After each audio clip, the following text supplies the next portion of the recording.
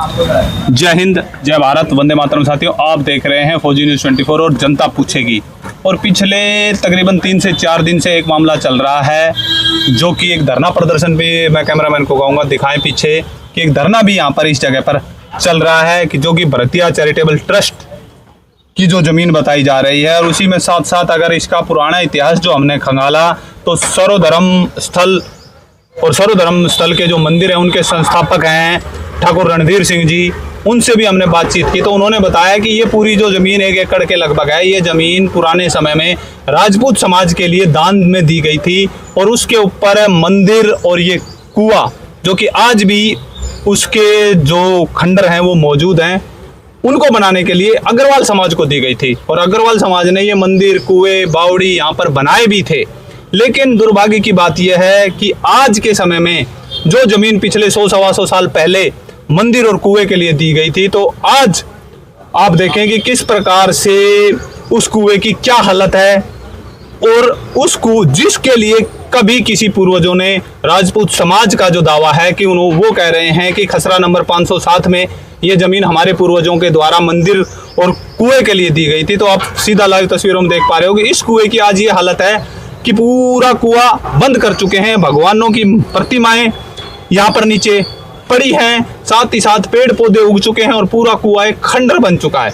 ये वही छोटी काशी है जहाँ पर मंदिरों के लिए विख्यात है, बहुत ज़्यादा घर घरों में मंदिर हैं, मथुरा वृंदावन की तरह यहाँ पर मंदिर है। लेकिन आज अगर आप देखोगे तो ये कुआं किसी समय में भिवानी की प्यास बुझाता था। और जब बुजुर्गों से हमारी बात हुई तो ये कहते थे कि धोख मार के जो माताएं बहनें आती थी वो यहाँ पर पूड़े बनाती थी और इस कुएं के नीचे ठंडे पानी का इस्तेमाल कर यहाँ पर अपना पूजा पाठ संपन्न करते थे। लेकिन आज वो कुआं अस्तित्व में ही नहीं है, सिर्फ उसका खंडर या ये कहें कि उसके अवशेष बाकी रह गए हैं। साथ ही साथ अगर इस कुएं के चारों तरफ देखें कि जो पुलिस ने भी कहा था कि इंक्रोचमेंट किया हुआ है, तो अभी भी थोड़ा बहुत इंक्रोचमेंट जरूर आपको दिखाई भी देगा। तो ये एक अपने आप में एक अजीब और गरीब बात है कि भाई एक समाज दान कर देता है, दूसरे समाज को दान में मिल जाती है, लेकिन उसका रख रखाव कोई भी नहीं कर पाता। और साथ ही साथ अगर बात करें, पुराना और प्राचीन मंदिर भी यहाँ पर दिखाई देगा। प्राचीन राम मंदिर के नाम से कैमरामैन को कहूँगा कि उस पर भी फोकस करें और दिखाएं कि कितना पुराना ये प्राचीन राम मंदिर है, जिसके अंदर ना तो कोई लेंटर है, ना कोई गाटर पत्थर की छतें हैं, पुराने चूने की छतें हैं। अजय पंडित जी का यहाँ पर नंबर भी लिखा हुआ है। अगर बात करें तो पुराने समय के ये गेट, दरवाजे जो पुराने समय में हुआ करते थे महलों में, कोठियों में और पुराने घरों में, वो पूरा इस मंदिर का प्रारूप दिखाने का काम करेंगे कि लगभग 100 साल पुराना मंदिर है। क्योंकि आप देखोगे कि इसके अंदर जो चूने के रहट के द्वारा जो छतें, गोल छतें बनाई जाती थी, वो छतें इसके अंदर हैं। और ये पुराना शिवालय आप अगर देखोगे तो ये किसी ने नया निर्माण जरूर किया है, लेकिन अगर बात करें तो ये पुराना शिवालय, काफ़ी प्राचीन शिवालय जो यहाँ पर है, शिव जी का शिवलिंग की जो स्थापना कर रखी है वो है। और कहीं ना कहीं आप इन तस्वीरों से अंदाज़ा लगा सकते हैं कि कितना पुराना ये मंदिर होगा।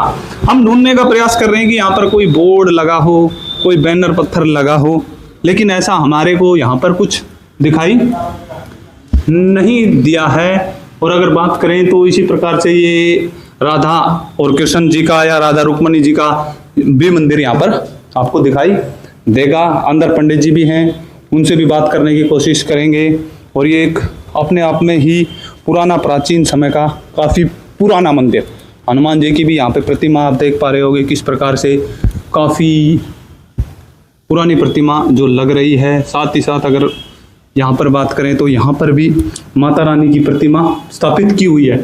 गौर करने वाली और देखने वाली बात है कि यहाँ पे जो छतें हैं ना, उनके अंदर कोई लेंटर या ऐसा कुछ भी नहीं है। अगर पंखे भी लगाए हैं तो दीवारों में आर पार होल करके फिर पंखे लटकाए गए हैं, क्योंकि पुराने घरों में ये पंखों की उस समय कोई ऐसी सुविधा नहीं थी। तो यहाँ पर भी आप देखोगे कि सेम वही है कि पंखे लगाने की पुराने समय में कोई सुविधाएं नहीं थी। और जो ये पुरानी छतें हैं, ये कहीं ना कहीं उस समय की छतें हैं कि 100 साल, 125 साल तक इसका जो जीवन है वो रह पाता था। तो यहाँ पे पंडित जी हैं, पंडित जी से भी बात करेंगे कि नमस्कार पंडित जी। नमस्कार जी। पंडित जी, कब से आप इस मंदिर में हो, कितने सालों से हो गए? मेरी 4 पीढ़ी होगी जी। अच्छा, आप 4 पीढ़ी से लगातार मेरे पड़ बाबा थे, बाबा, फिर पड़ बाबा के बाद बाबा जी थे, पिताजी थे, फिर कुछ साल माता जी ने भी सेवा करी जो ये हैं। अच्छा, इनकी माता। तो पिछली साल इनका देहांत हो गया है, तो 4 पीढ़ी से हम पुजारी हैं यहाँ पर। तो पंडित जी क्या नाम रहेगा और कहाँ के आप निवासी हैं? मेरा नाम अजय पंडित जी है और मैं भिवानी का ही वासी हूँ। बिचला बाजार मानानपाना से मेरा निवास है। समझे जी। अच्छा, तो आप यानी कि इस मंदिर के 4 पीढ़ियों से पुरोहित हैं? बिल्कुल हैं जी। तो आपको इस मंदिर के संपूर्ण इतिहास की, क्योंकि माता पिताजी से भी सुना होगा, तो ये लगभग कितना पुराना मंदिर होगा? ये पुराना होगा जी, समझे 4 पीढ़ी तो हमें होगा, कम से कम 150-200 साल तो पुराना हो ही होगा मेरे हिसाब से। 200 साल पुराना। और अगर इसके अस्तित्व की बात करें तो ये किसने बनवाया, या ऐसा कुछ डाटा है अपने पास? इसका डाटा ये है कि हमने तो यही सुनता है, हमारे जो बड़बाबा थे ये बता रहे थे कि भरतिया परिवार ने इसका जिन्हों भी समझे बनवाया था और वो ही इसकी देखरेख करता आ रहा है। समझे। अच्छा, और अगर इस जमीन की बात करें, ये जमीन भी, इस जो जमीन है सारी ये मंदिर के नाम से ही है, भरतिया परिवार की ही जमीन है जी। अच्छा, भरतिया परिवार की ही जमीन है। और अगर बात करें कि अभी सामने एक विवाद भी चल रहा है कि भाई इंक्रोचमेंट कर लिया या किराएदार कब्जा करना चाह रहे हैं, साथ ही साथ राजपूत समाज भी ये दावा कर रहा है कि ये मंदिर, ये जमीन हमें मंदिर के लिए और उसके लिए हमने दान में दी थी। देखो जी, मैं तो इतना ही जानता हूँ कि ये भरतिया परिवार की जमीन है और भरतिया परिवार से ही ये ताल्लुक रखती है मंदिर वगैरह जो भी है।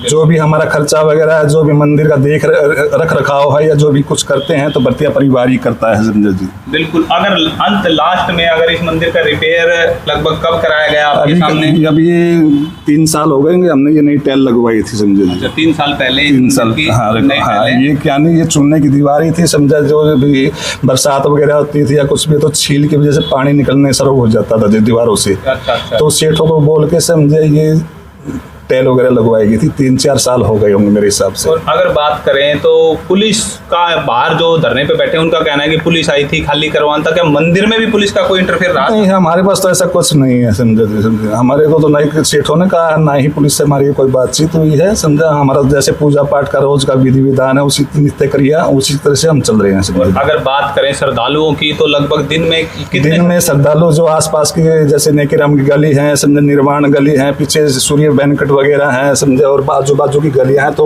40-50 औरतें आ जाती हैं सुबह।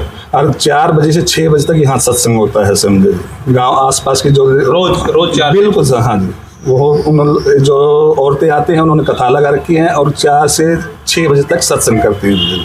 बिल्कुल। तो साथियों, ये थे यहाँ के जो पंडित जी थे, पुरोहित जी थे, पिछली 4 पीढ़ियों से यहाँ पर बैठे, और इनका भी साफ रूप से कहना है कि पुलिस का इनसे कोई लेना देना नहीं है। साथ ही साथ इनका ये कहना है कि भाई भरतिया जो परिवार है वो इस मंदिर की देखरेख करता है।